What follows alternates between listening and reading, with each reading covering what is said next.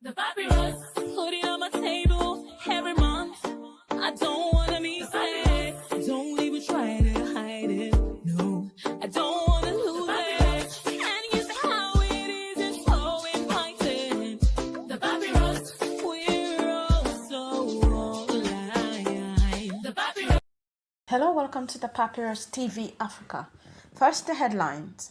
FCT court remands Bello in Efcc custody over 110.4 billion fraud charges.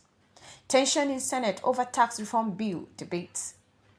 Umoina declares work-free day to honor late wife. Gowon calls on northern elite to promote national unity.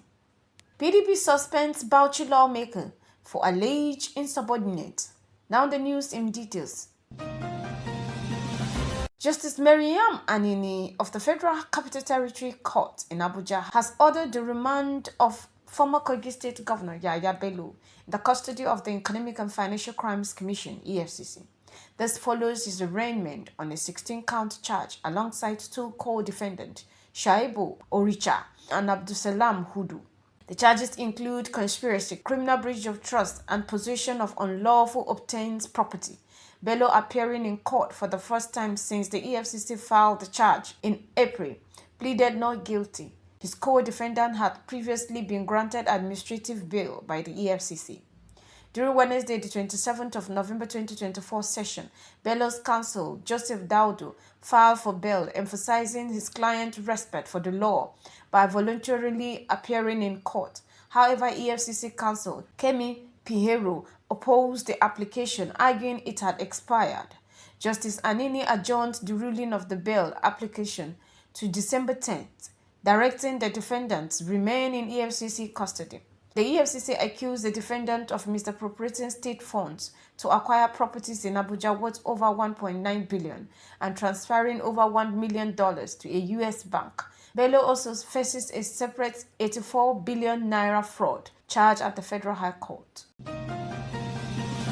Meanwhile, the Senate on Wednesday, 24th of November 2024, engaged Federal Inland Revenue Service Chair Zach Adedeji and his team over the proposed fiscal policy tax reform bill, which has sparked controversy, particularly among northern governors. The bill seeks to reform Nigerian tax system, including a proposed shift to a deviation-based value-added tax (VAT) distribution model, which the 19 northern governors strongly opposed. The National Economic Council (NEC) had also called for the bill's withdrawal, citing concerns over the implication for federal revenue sharing. Leading the reform efforts, Taiwo Oyedele, chairman of the Presidential Tax Committee, defended the bill, stating it aims to create a fairer and more efficient tax system. He highlighted the need to stop taxing investment and losses, which currently drive businesses out of Nigeria. President Bola Ahmed Tinubu has urged stakeholders to allow legislation proceeds to proceed, emphasizing that consultation can address reservation without withdrawing the bill. He reaffirms his commitment to improving Nigeria's fiscal framework to attract investment and enhance productivity. Moving on, Governor Moyeno of Akwa Ibom State has declared Friday, November 29, 2024, as a work-free day in honor of his late wife, Pastor Mrs. Patience Moyeno. The announcement, made by Secretary to the State Government, Princess Enobong Uwa, allows citizens to pay their respect during the funeral in Tikot, Ekpene, Udo, Nsit, Ubiom local government area. The statement described Mrs. Eno as a loving mother whose gentle soul will rest in eternal peace. She passed away on September 26, 2024, after a brief illness. Surrounded by family, Governor Eno has expressed gratitude for the support received during this period of loss. Furthermore, former head of state General Yakubu Gowon retire has urged northern elites to prioritize Nigerian collective interest over regional concern. He made this call on Wednesday, November 27, 2024, while hosting Senator Ibrahim Shekau and the Leagues of Northern Democrats (LND) in Abuja.